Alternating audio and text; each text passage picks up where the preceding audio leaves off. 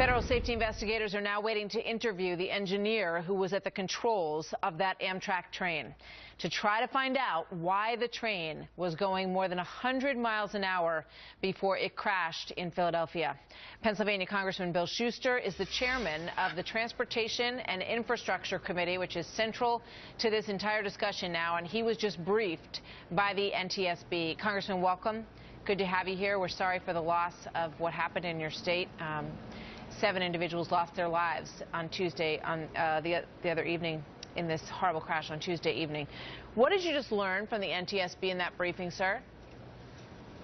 Well, first, being at the site, it's a terrible tragedy. Our hearts and thoughts go out to the victims and the families of this terrible accident. And also, on the site there, we're working diligently. The emergency responders who've been doing a great job of trying to figure this out and uncover the folks that are missing and have been injured. But we learned from the NTSB that obviously the reports are the train was going over 100 miles an hour on a curve that just couldn't take it. We have yet to determine if it's operator error or mechanical error, and the NTSB in the coming days or so will figure that out. But it's a terrible tragedy, and we need to make sure that Congress is focused on this. We'll get all the answers and then take actions if necessary. I have to ask you, what did they say about the missing? Whether or not they believe that there are any other individuals that they haven't discovered yet? Well, there's one person missing. Again, we were on the site there. They were working, moving things around. They still, at this point, don't know where the person is. We hope they get some answer for that family. We saw that little boy, and it's really what they're going through is very rough. So we hope that they get some answers very soon. It really is. We've also listened to the debate that has come up almost instantaneously about whether or not more money could be brought into this issue to fix these tracks, to fix any, upgrade these trains, and whether or not that would have made a difference. Right. I want to play a little sound from Ed Rendell, the former governor of Pennsylvania, and get your reaction to it. Let's listen to him first. Sure. It doesn't really matter what speed you go. You shouldn't get a passenger rail train that's supposedly going at a decent speed around a curve like that curve in Frankfurt. And you should have seen the train itself. It was like it was made out of Play-Doh. It was so crushed and so mangled. It's unspeakable. So he's saying, even if you're going that fast, this shouldn't have happened. What do you think?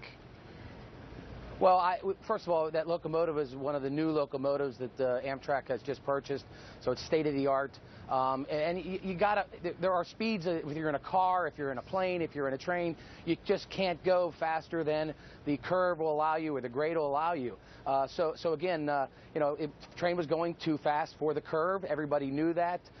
That's why they had regulations in place as to what speed you travel that curve. So again, and you mentioned about the money issue. Money wouldn't necessarily have stopped this from happening. Again, they have a new locomotive there. They're deploying new technology.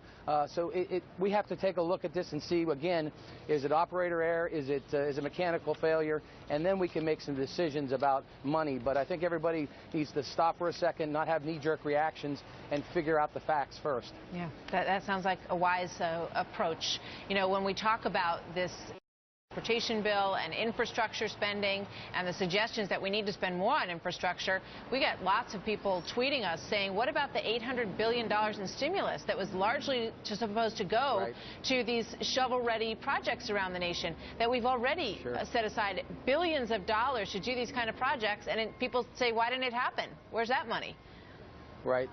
Well, and again, that was a lost opportunity. The dollars weren't spent on capital investments, the things that would have lasted and improved our infrastructure. But one of the things our committee has already done is we passed out a passenger rail reform bill back in March, passed through the Congress in a bipartisan vote to have significant reforms to Amtrak, how they operate, how they spend their money, how they operate with the states. So we believe this reform bill that we put through will make Amtrak a better system for all the people, especially here in the Northeast Corridor. corridor, which is one of the most important rail corridor in the country. 200 million people travel this on rails with transit and commuter rail and Amtrak.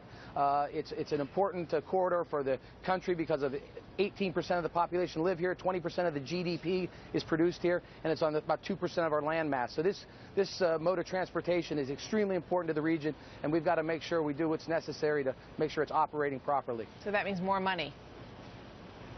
No, not necessarily. It means the operations have to be properly done. Over the years, that's why we put this reform bill in place, because Amtrak needs to function better. They've improved, but they're still a long way from operating the way they should operate. And again, to spend the dollars they have wisely, to partner with the states. The states are willing to do that. And so this reform bill that we've passed out of the House on a bipartisan vote is something we believe will improve Amtrak's operations significantly.